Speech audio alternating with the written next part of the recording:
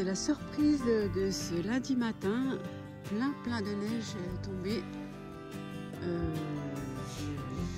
J'ai regardé la météo, mais j'avais pas vu qu'il allait neiger tant que ça. C'était pas prévu. Donc c'est chouette, c'est les vacances. Et notre petit loulou, donc il va être trop content, il va se faire un petit bonhomme de neige.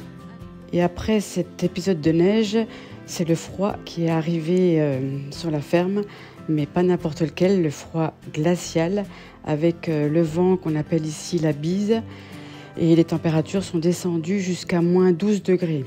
Donc dans l'activité de la ferme, c'est rajouté celle de casser la glace dans les bacs à eau des animaux et puis dégeler les tuyaux. Les tuyaux et les robinets. Voilà, sinon rien de particulier à la ferme, mis à part le fait que j'ai annulé l'atelier tonde qui était prévu vendredi. Avec le froid annoncé, il était hors de question que que je déshabille mes brebis. Donc j'ai appelé mon tondeur qui a bien voulu reporter à la semaine prochaine la tonte. Peut-être tout le troupeau, s'il a le temps dans son planning, mais en tout cas, au moins celles qui vont mettre bas pour la mi-mars. Au potager, j'ai rien fait, c'était pas possible. Donc, je crois que la semaine prochaine, il va y avoir beaucoup de travail. Alors, puisque cette semaine, il n'y aura pas eu grand-chose à vous raconter sur la ferme, je voudrais en profiter pour aborder un des nombreux autres sujets qui me tient à cœur et vous parler aujourd'hui du syndrome de l'imposteur parce qu'il a longtemps gâché ma vie. D'ailleurs, pour être honnête, il me la gâche encore aujourd'hui.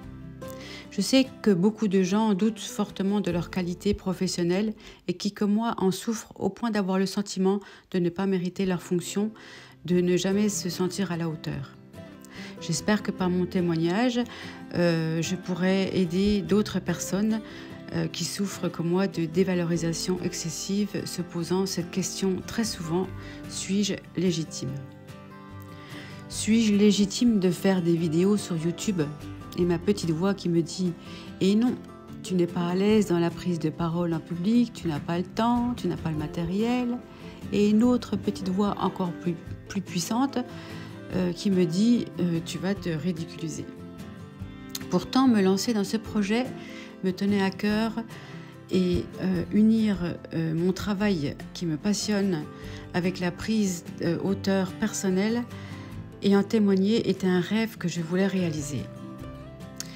Si aujourd'hui j'affiche en grand que je propose des formations en jardinage naturel, d'ailleurs je préfère encore appeler ça stage plutôt que formation, ça faisait quand même 6 ans que je me posais cette question, suis-je assez compétente ? Est-ce que je suis assez forte, assez formée ? J'ai passé trop d'années prisonnière de ce fameux syndrome de l'imposteur et je compte bien m'en libérer. Je m'aide avec ce souvenir d'une dame qui, lors d'une formation sur la vente directe de produits fermiers, je lui confiais que jamais je n'oserais rappeler mes clients qui m'avaient acheté, par exemple, un colis de mes agneaux. Elle m'avait expliqué alors de regarder ça comme une frustration que j'infligeais à mes clients. Maintenant, à chaque fois que je reçois en réponse aux emails ou aux textos que je peux envoyer à mes clients une réponse très positive et les gens qui me disent je me demandais quand vous en auriez d'autres, ça me motive pour leur proposer nos autres produits ou leur proposer les dates des prochaines commandes. Voilà une des façons que je garde dans un coin de ma tête en cas de doute pour vaincre cette peur et ne pas passer à côté de belles opportunités. Sinon, le nouveau site de la roulotte du berger est terminé. Il ne nous reste plus que les conditions générales à écrire. Je ne vous cache pas que ce n'est pas le plus drôle à faire, mais bon, il faut le faire. Il sera bientôt en ligne.